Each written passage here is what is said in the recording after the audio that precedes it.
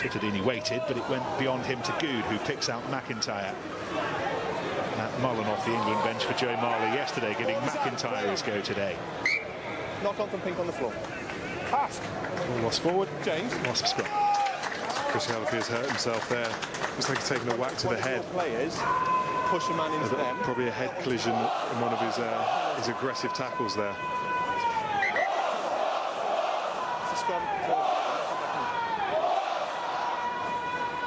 Just going back to Nathan Hughes there, I was reading he took up rugby age 16. He was a hockey player and he's still only 23. You know, he's one of the most exciting players in the Premiership at the moment, and he's just going to keep getting better and better. He's not really qualified in time to play for England at the World Cup, but it will be interesting in the medium term to see how he fits into England's plans if he chooses to play for England. This was the clash of heads. That's what stopped Chris Hala'ufia.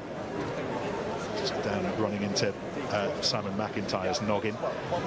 During this little break, let's take the opportunity to mark your cards for next weekend. We begin Friday evening, BT Sport 2 at the Stoop for Quins against the Sharks. Win for Sale yesterday. They are pushing near the top. Saracens against Saints, two who stumbled this weekend. We've just seen Saracens drawing at Welford Road, Saints losing at home to Exeter, and we're with Welsh and Tigers in Oxford next Sunday, BT Sport 2. Austin. I'm just looking at the last Wasps line-out, actually, and the way they try and isolate the back of it by throwing their three main threat. You've got Christian Wade, Ashley Johnson and Nathan Hughes all out there in the back line, all waiting to attack 1 point. They all try and converse right on the 10-12 channel, but because the ball's not quite timed off the top of the line-out, one ends up overrunning it, one ends up not quite getting there, but it's something that Wasps try and do off a lot of their line-outs in the midfield. Because if you think about it, if you're stood there as a back row or a 10 or a 12 and you've got those three guys coming, you've got pace to defend, power and real size in the midfield with Ashley Johnson. Asks a lot of questions, doesn't it? I mean, as a back line there, you're going to be talking to each other saying, get a bit closer to me on Hughes, but then you've got Ashley on one side. Yeah, it makes things very, very difficult to defend. That's your mistake, Nick. What you would be doing is you'd move to the wing and pretend to tie your shoelaces, and then it's somebody else's fault when they miss the tackle. Well, it looks like Chris Hala'ufia's match is over prematurely, but I'm going to say a little bit more of a Petty Fanua, a little bit earlier than we might have expected. He will come on to join a team who've already conceded 3 tries. The first of them scored by Nathan Hughes in the opening couple of minutes. One of them into the ball, then you're not buying the point. Yeah, I've spoken to James. Ashley Johnson. I've spoken to James. Not long afterwards, rumbling over. Another try this weekend in the Aviva Premiership from a rolling ball. I'll speak to them. Yeah, that's fine. And then something yeah, of course. a little bit more artistic for the wide men, finished off by Salesi Tangi Thakimbao. It was probably the best of the bunch. That really was a beautifully constructed try. Just been having a look at the injury again to Chris Hala'ufia. It is a massive head collision. And it's so prevalent at the minute, the talk of concussions and long-term effects on players, but you've got 2 players literally running full tilt into each other and colliding heads. How McIntyre's got up, I've got no idea. It just depends where on the head you get it. Chrissy got it slightly to the side towards his temple, whereas McIntyre took it all through the middle, and that's where your head's strongest. Either way, you know, it's just... Yeah, and yeah, Chrissy's only going to go off if it's very serious. He was a Tongan policeman in a former life, and he's an extremely tough man.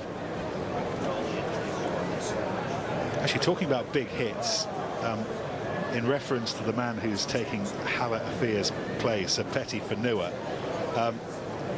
have a look on Google at the hit that Fanua put in on Johnny Wilkinson. I've never seen anything Johnny like trying it. to put a hit on him. He had the ball. It was just... I've never seen anything like it. I mean, seriously, Wilkinson is knocked back about 6 metres. Yeah, and actually, while you're on Google, yeah, if you have a look at his highlights, he's done it to forwards, backs. I think it's a bit of a party trick of his. He just gets the timing right when he's carrying the ball. He puts that front foot lead out, and he's just got very explosive in the arms. He just knocks people back 5-6 metres on a regular basis. He's a very powerful carrier. He's just to give you those statistics, he's 6'6" and he's 21 stones, but he's actually trimmed down a little bit. He has, yeah. He was at Agen for 6 years, moved to Bayonne where he tipped the scales at 150 kilograms. So there's about 24 stones, isn't it, in there? About that, yeah. So very, very. You can see him there. He's very thick set. I'm sure he carried it well, but 150 kegs, he wasn't going to be playing 80 minutes. More of an impact sub. I think he's just lucky that I've retired. I'd have put him in a right pile. If Wilkinson's going 5 meters back, how many do you think you'd have gone back? I'd have waved him round like a flag. Put a fire out with him. 150 kilos. That was a one-arm dumbbell press back in my day. He'd have had a couple of those press room Cornish pasties before the match. He would. That's for sure, and you wouldn't have noticed much of a difference. He is one big Tongan lump, and as much as we're looking forward to seeing him play, it's such a shame that it has to come on in such troubling circumstances for Chris Hala'ufia, who, as we know, did such a great job during his time at London Irish, and I think Scarlett's found him a little bit of a handful. He was as forceful as ever, as he always is during training. A bit of a shock to the good folks of Llanelli.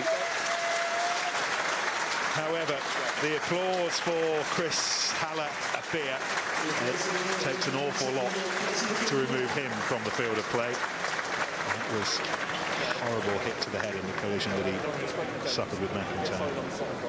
Really looking forward to seeing what Fanua can do now. He's got a lot longer than he thought he'd play. I think they were looking to bring him on for the last 20 or so. So see how his lungs hold up. He's not been playing that much over in Bayonne. He's become second to Charles Olivon, who's ended up in the French squad. He's been playing some great rugby, hence why he wanted to move. You know, this guy wants to be playing. He doesn't want to be sat on the bench. So he'll be looking to impress this afternoon.